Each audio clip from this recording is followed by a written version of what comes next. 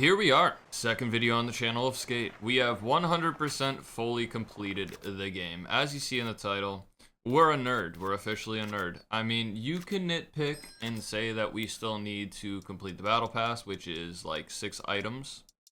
But by Tuesday, that'll be fully done. And we will be able to be a Sandvan chicken. You know? Yeah, I have some things I want to talk about. We did fully complete these boxes, the DIY and builder boxes, as well as every free-to-play purchasable item that you can get with your RIP score, until they add Brick Switch, which, again, I have enough currency to probably fully buy that box out as well. We have every single title in the game, Dead in Skate 3. That's a good one. There's a ton of titles, though. Those builder boxes took a minute to get through, especially when they nerfed the amount of RIP score you can get per day. It was like 3,000 to 4,000-ish, depending on the challenges you got. Now you get about 1,500. So if you're hopping into the game now and you're grinding for level 10 Market Mile or Goal Crest, it's taking almost 2 to 3 times longer than it took us the first week. Of course, is a little bit of a grind. There's nothing to do. You know, I can go around and do these challenges, but I'm not gaining any season pass tickets for that. I'm not gaining any of the other currency because I'm capped out at that as well. Yeah, we have every single apparel, pants, everything like that. And as you see, we're a young Amy Lee. You know the vibes. I was skating as my blue collar character, and then I was skating as myself, and then had the Halloween vibes, but now we're here. So we're gonna run through a few of these challenges and give my honest opinion of 180 to 200 hours playtime on this game. There's a lot to get into. My biggest thing with this whole Skate early access thing is we had 250,000 people day one. That's awesome. We had 2 million accounts made day one. That is absolutely phenomenal, right? We're down to 8,000 concurrent players, and we are probably at like 3 million accounts made, maybe less. That's fine, but I think a big reason of that is this is technically a beta. It's early access, so this is technically a beta. They've done a pre-alpha, they've done a pre-alpha, they've done a pre-beta, they've done a beta. Most games would close their betas within 2 weeks, maximum a month, but most are a week to 2 weeks. So I think the people that installed this game, and again, it's free to play, I think the people that installed it probably think that this is the full release of the game. So with the glitches of co-op, where you get kicked constantly from missions, and I don't know if this is for everyone. If you're playing like Xbox to PlayStation, I don't know if that's an issue. But it is an issue with like PC versus Xbox. Like you're trying to play with your PC homie and you're on console, you're gonna get kicked from the missions pretty often, which is unfortunate. So they might think that's the full game and it's just buggy and it's not getting fixed. Another thing is the battle pass. There's only one other game that I know of that's done a battle pass during beta, and that's the finals. And again, they saw similar numbers, but apparently that game's actually been making a comeback recently, which is kind of interesting to see.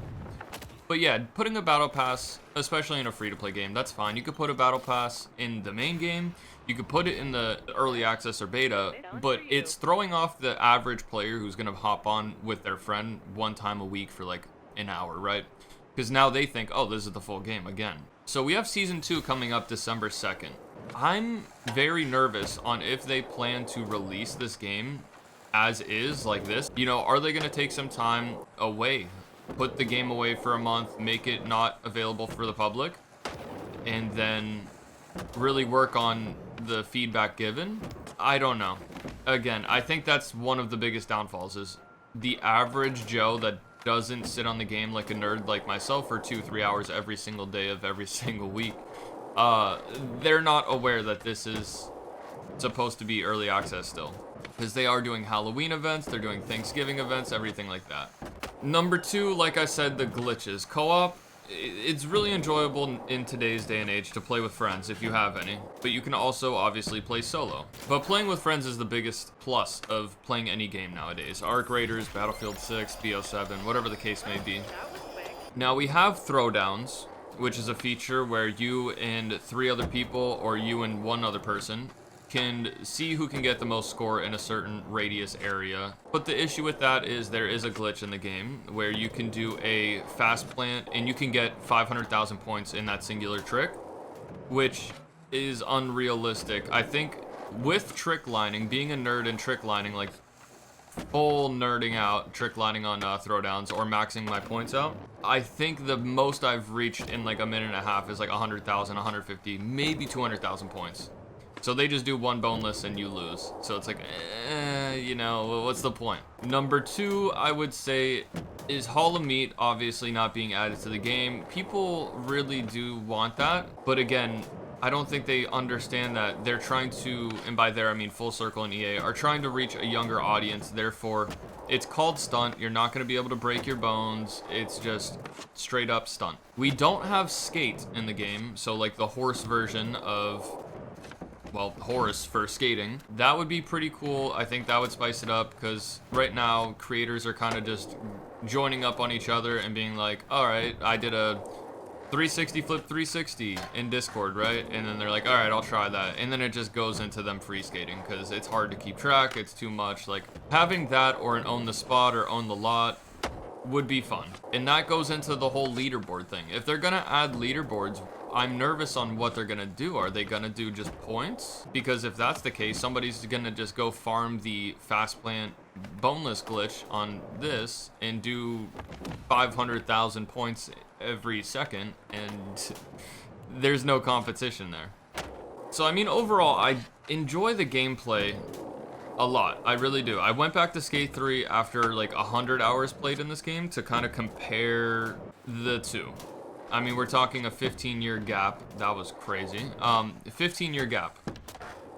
Obviously, this game feels significantly better. Skate 3 has some input delay, everything like that. This game plays very smooth. This is the super ultra mega park of Skate. I mean, this is it. This is where everyone does their shenanigans. Which, you know, it's not a bad spot, but the training course that you start off on has a mega ramp, has a really cool spot, and to access that, you have to pretty much make a brand new account and forcefully not progress through the beginning, like, training so that you can skate that. Now, I think they might have removed that feature as well, because I did make a second account to do so. So yeah, I mean, free skating's fun. There's nothing wrong with that. The daily challenges being the same exact challenges every single day, even though there are other challenges that they can include into the mix. Like, there's a challenge where you have to get like 38 or something bearings, and it's a huge line challenge. Super fun. I've only done that once and never had it put back into my rotation ever again. I think there's like 40 challenges that just never get thrown back into the dailies, and we're not including the one with the battle pass tickets, because that's weekly only, and even those don't fully renew. Like, out of these 3, you might get 1 on the Tuesday when they renew the weekly. This part of the map's supposed to come out in December. Point. That's it. That's Skate. So if they gave some sort of incentive to actually hop on and play for 6 to 8, if you hop on for 8 hours, do all the challenges, and then 7 hours are you just playing the game and you're still progressing through the battle pass, that's how every other battle pass works. For this one, the person that played 8 hours and the person that played 30 minutes both get the same exact progress. There's a time limit / like a gate that you hit where you no longer can gain battle pass tickets. You get the ones from the daily in the store, and then you get the one from your daily tasks, and then on Tuesdays you do the weeklies and the dailies, and then that's it. Yeah, there's a lot of awesome things about Skate. Again, the gameplay mechanics feel like butter. As someone who's played Session, Skater XL has a ton of time played in Session, preferably, because Skater XL, you need a lot of mods to kind of make it really feel the way you want to make it. It's a good game. The mechanics are phenomenal.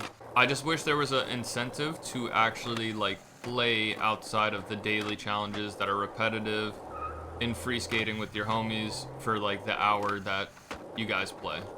So I hope with Season 2 they bring a little bit more to the table. Again, a lot of people are confused because they think this is the full game when it's technically not, or is. So I guess transparency would be ideal. But yeah, if you play Skate, let me know your opinions down below. So yeah, there's my I'm a nerd and fully 100%ed all Steam achievements, all unlockables from this game. 200 hours playtime. There's nothing else to do. I know Arc Raiders is out, Battlefield 6, Black Ops 7. There's a lot of games out right now that people are playing, so I don't blame them for not sitting on that Skate. But yeah, hopefully you guys enjoyed this video, man. If you did, let me know. And I will see you guys with the Season 2 update. And it looks like we're taking a nap on the sidewalk. I'll see you guys later.